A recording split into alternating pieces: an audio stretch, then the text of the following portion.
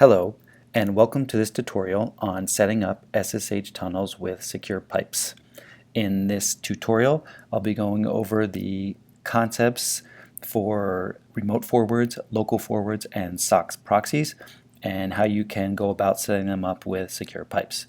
If you need a copy of the software, you can just go to www.opoet.com, that's O-P-O-E-T.com, and download it.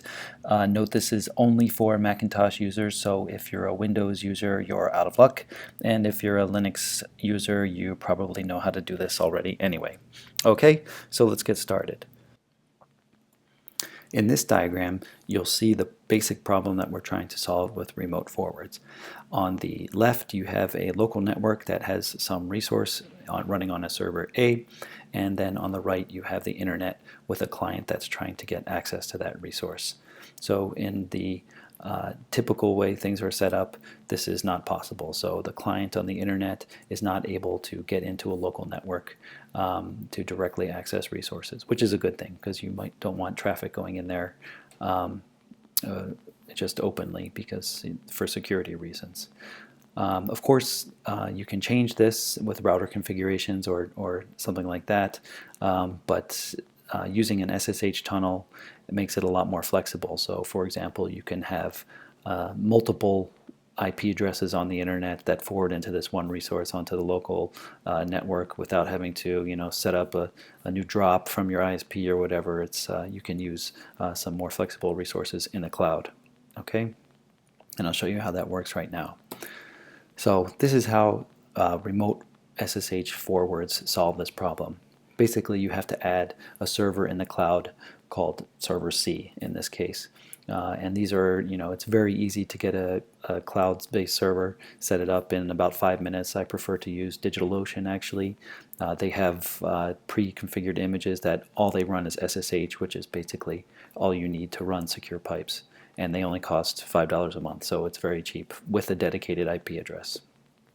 So the way this works is the client running or server running secure pipes, which in this case is B, you can see with the little icon on it, it sets up a SSH connection to server C, the cloud server, and that runs on port 22, and that's an outgoing connection from the local network to the internet, which is normally not blocked.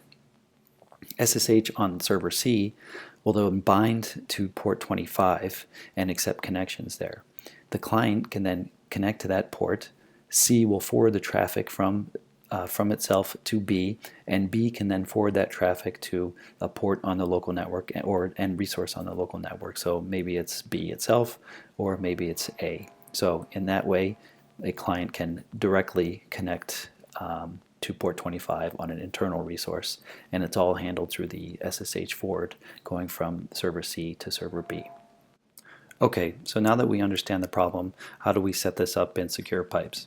So we add a new remote forward connection, which is easy to add.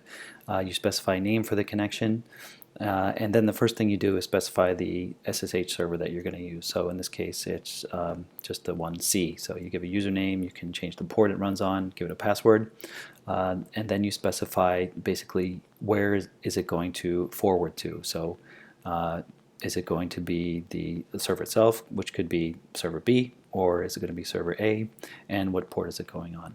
So either of those work, and then once you start the connection, the C will start forwarding all of those connections from itself to the local network, and that's it. The next type of SSH tunnel is called a local forward. So local forward is similar to remote forward, except basically in reverse. So on the local network, on the left, you have a client that's trying to reach some resource on the internet on the right, but for some reason, typically this is firewall again, or service provider configuration, the client can't do it. So I illustrate port 25 here because it's most common that service providers will block that because that's where mail runs. So you'll have you don't want spammers or viruses that send out spam to have direct access to send mail onto the internet. So how does SSH Tunnels Local Forwards solve this? Again, you add a cloud server C on the internet side. what happens is the server B makes, again, a secure connection from itself into the cloud server C on the internet. It binds to port 25 on the local network side, and then the client is able to basically make connections to that port. They're forwarded from B to C, and C, the SSH server in the cloud, can forward that either to another resource on the network or to itself. So in that way you get the magic of having a client talk to port 25 on a server on the internet. So this is really cool. So if you want to send mail through a different server rather than your ISP server or something like that, you can use an SSH tunnel in combination with the cloud server to do that. Maybe the cloud server is running a mail server itself, or maybe it just wants to forward to another mail server that you know on the internet. So that's just one example of an application. So how do you set this up? So similar to the remote forward, you give it a name, you give it the SSH server that you want to use, username, password. You tell it where you want to bind to. So in this case, we want to bind to star, and star means that any client on the internal network can access it. So if you put localhost or 127.0.0.1, that would mean just the B server itself would be able to access it. And then you give it a local bind address. So in this case, we're talking about port 25. One thing to note, if you want to bind to any ports that are less than 1024, you have to have administrator privileges on the machine, and Secure Pipes will take care of that if you want to give the administrator password. The final thing you specify is either server A or server C, an address where you want that traffic to forward to. So once it goes from B to C, where does the traffic go? So in this case, we might want to forward to another server A. Okay, so that's local forwards. The final type of SSH tunnel we're going to talk about are called SOCKS proxies. And SOCKS proxies are very similar to local forwards in that there's a client on the local network and they want to get access to some resource on the internet. So for whatever reason, there's a firewall in between or administrative policy for that network that prevents you from accessing that. So the client can't get to it. And this is quite common in both countries and even corporate environments where they don't want you accessing certain things. So for example, all your web traffic goes through a web proxy and they block all of Facebook, or they block all Twitter or something like that. So you can, if the network has SSH access, then you can use this technique to get around it. And in fact, even if you have a web proxy on your local network, Secure Pipes can be configured to use that to then in turn make an SSH connection to a server, which is kind of a little bit of a more advanced topic. But anyway, this is the way it's set up. Similar to a local forward, you have a SSH server on the internet. In this case, again, it's server C. Server B will make a SSH connection from B to C, and then at the same time also bind locally to some port. And in this case, it's port 8080. Then in the client, there's a setting. Since we're using Macs, it's in Network Preferences, and you can configure it to use a SOCKS proxy. So when you configure it to use a SOCKS proxy, you specify the IP address or the host name of the proxy, and then also some port it's running on. So in this case, if you were to set it up, you'd say server B and port 8080. And all the applications that are, quote, SOCKS aware will know that they need to talk to server B first when you make any request for an internet resource.